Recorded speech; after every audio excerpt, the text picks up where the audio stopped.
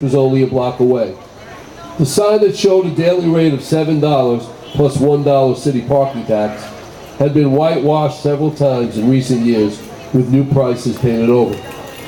The property was dwarfed by huge office buildings on two of the corners and a four-level parking deck on the third. The inside decor was circa the early 1950s. Though modestly furnished, it was immaculately clean and maintained its elegance.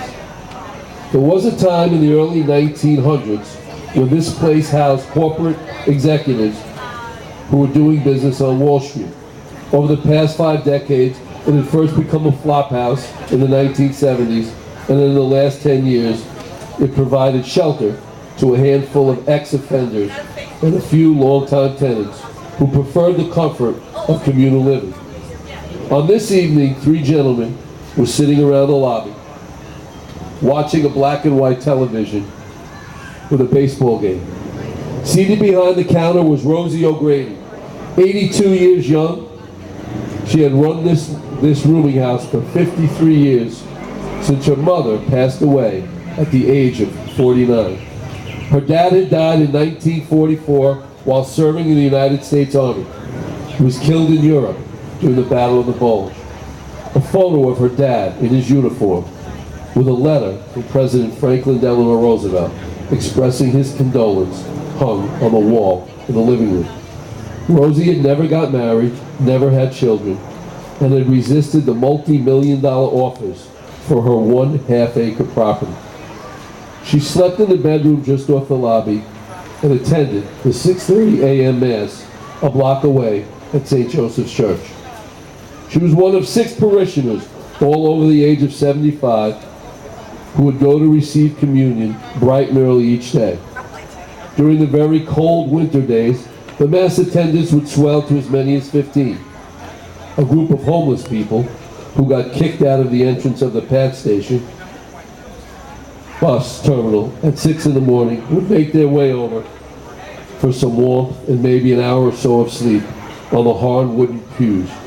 Rosie was a remnant of a long ago era, one that was much simpler.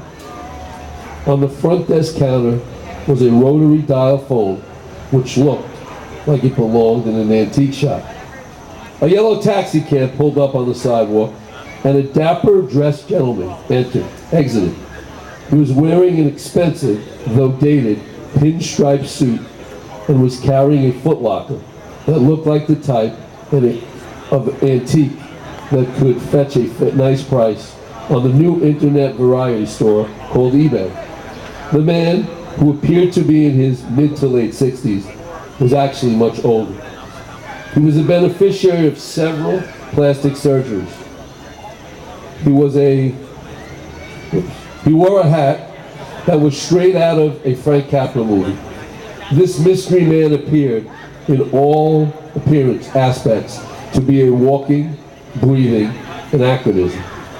As he headed for the stairs, lugging his footlocker along the sidewalk, he paused for a moment.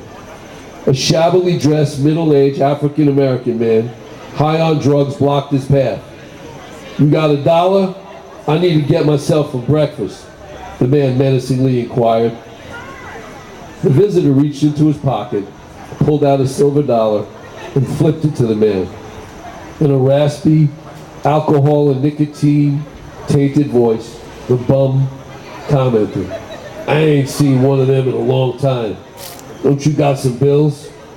The well-dressed man pushed his way past the character and somberly told him not to push his luck anymore. Though geriatric in age, this guy still liked and kept himself in very good physical shape. It would be a big mistake if a mugger saw him as an easy mark. The man dragged his luggage into the lobby and immediately caught Rosie's attention. "I saw you have a room available," the man announced. She opened up her logbook and responded, "I've got only one, room 6. You looking to stay a while?" she asked.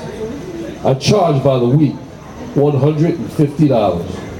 The gentleman walked over to the counter, peeled out a large roll of $100 bills, and counted out 36 of them. He asked if it was okay for him to pay 6 months in advance, and she offered no objection.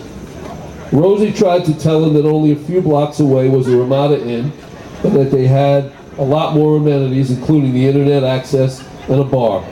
The man told her this place looked just fine. Anonymity was his only amenity.